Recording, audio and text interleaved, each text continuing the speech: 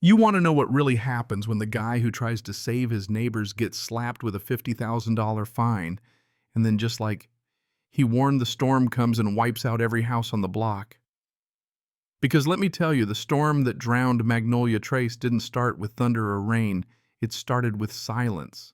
The kind of silence where the air hangs heavy, the sky droops low, like it's just waiting to split open, and every leaf on every tree is plastered flat to the ground, almost like they know what's coming and can't do a thing to stop it. Most folks in Marietta, Georgia that night were living out the same old script: kids finishing homework, parents zoning out in front of the evening news, not a clue that by dawn their basements would be underwater, their furniture would be floating, and those pretty little streets they loved would look like rivers. Nobody saw it coming except one guy, Clinton Dorsey.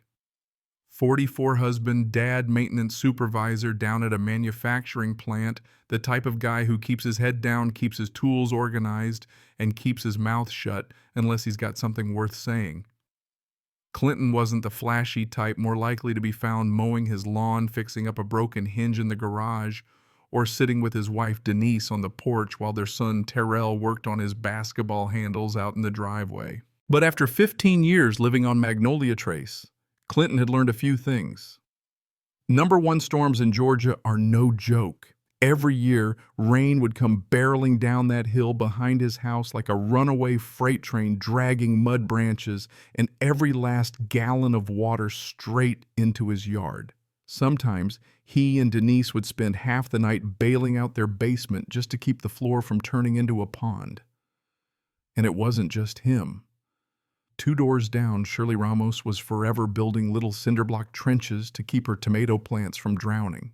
So Clinton did what any reasonable person would do. He built himself a dam. Nothing fancy, just dirt and gravel and a short retaining wall just high enough to slow down the water and keep his place from turning into a swamp every time it rained. For the first time in years, his garden didn't drown. The basement stayed dry, and even Shirley stopped by to drop off a peach cobbler and say, "Clinton, you've saved me this summer. My plants are finally making it." Frank Ellery from next door gave him a thumbs up at the mailbox. Life was good, or so he thought. Enter Geraldine Kavanaugh, the queen of the HOA.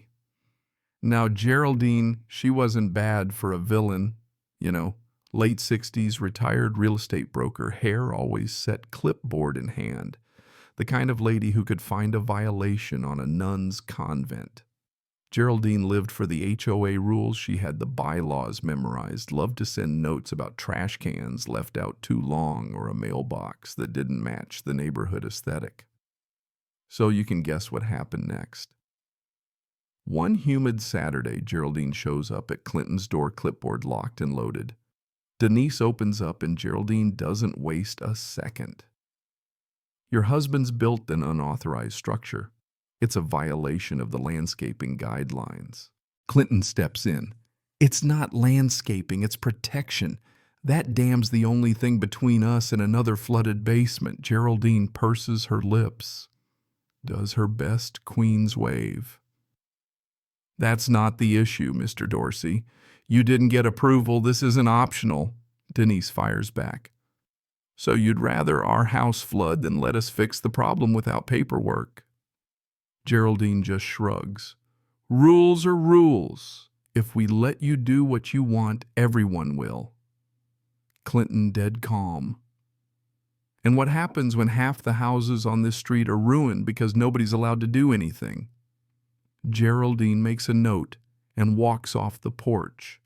Denise mutters, "She's gonna make this ugly." Clinton just shakes his head. She already has. But he had no idea just how ugly.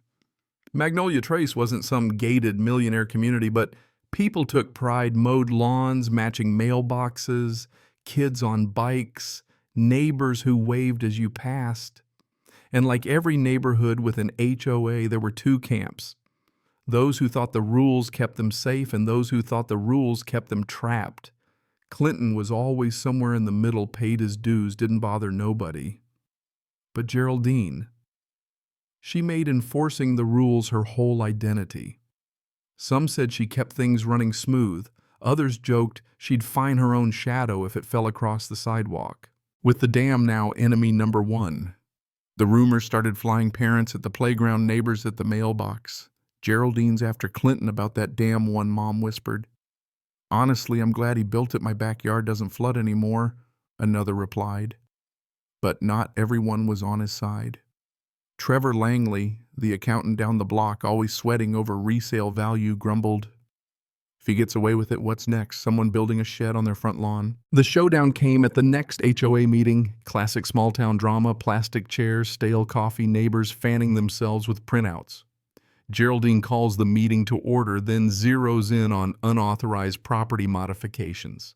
Clinton's had enough, stands up, says, "That structure is saving my house." And plenty of others. Shirley pipes up, quiet but brave. "He's right.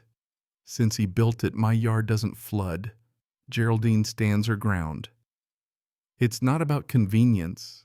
It's about procedure." Denise snaps, "You'd rather see our homes ruined than admit he did something good." The room gets tense, but Geraldine's already decided. "You'll hear from the board." Clinton feels it in his bones. They're gunning for him. Next day he walks out back, stares at his dam. Doesn't look like much, just a pile of dirt and stone. But to him it's peace of mind, a way of saying, "Not this time." Terrell, basketball under his arm, asks, "You think they'll really make you take it down?" Clinton sighs. "I hope not." But Geraldine, she doesn't let go. Not even an hour later, the letter comes. A violation notice, $50,000 fine, remove the dam or else. Denise reads it out loud, her voice shaking. That's more than Terrell's college fund. Clinton just puts his head in his hands. They're trying to break me. Word spreads. Frank's furious. "That's insane, man. You should fight it." Trevor pipes up. "He broke the rules. What did you expect?" Clinton's too tired to argue.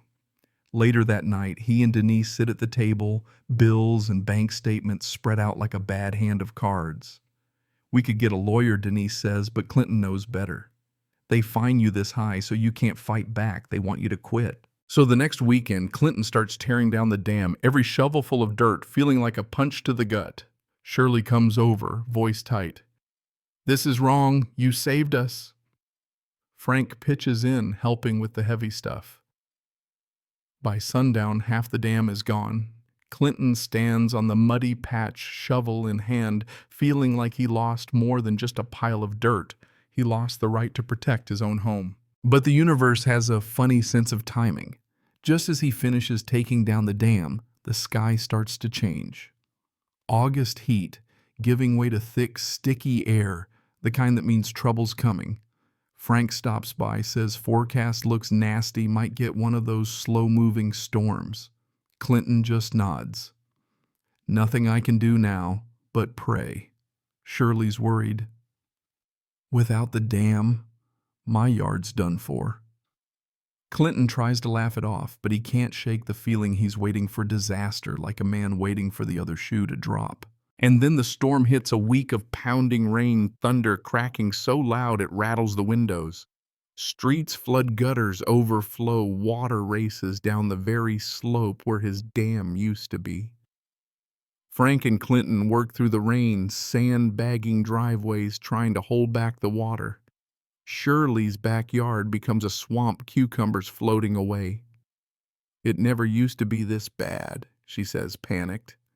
"Because the dam's gone," Clinton says, voice flat. By Friday morning, the whole street looks like a disaster zone, cars stalled, basements filling up, families panicking.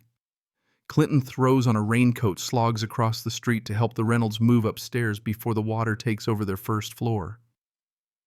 All night, he and Denise and Terrell pile towels at the doors, buckets ready, flashlights blinking. The power finally goes out, nothing but candles and the roar of the storm outside. When dawn breaks, Magnolia Trace looks nothing like itself, just mud, ruined furniture, and neighbors standing in their doorways in shock.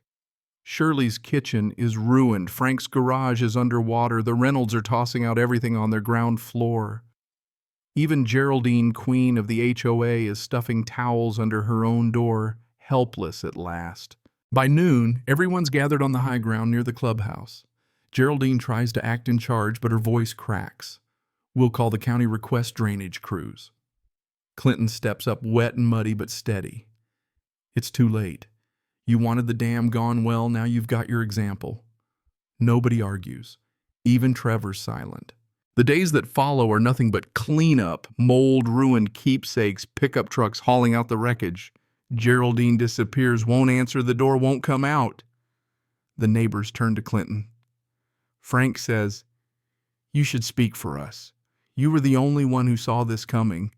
Clinton's not interested in power, just fairness. If you want me to stand for common sense, for the right thing, I'll do it. Not for me, for all of us." The next time Magnolia Trace meets, there's no podium, no gavel, just neighbors standing in the mud, tired but determined. This time they listen. This time even Geraldine can't deny what happened. And for the first time, Magnolia Trace isn't just a collection of houses and bylaws, it's a real community, people helping each other, watching the sky together, ready for whatever comes next. So here's my question for you. When the rules go against common sense, when power becomes more important than protection, who stands up? Have you ever seen a neighborhood fight itself instead of the real problem? Drop your story in the comments, because sometimes the guy everyone wants to punish turns out to be the only one holding the line for the whole block. And if you want to hear more stories like this, you know what to do. Hit that subscribe. And let's keep talking about what real justice looks like.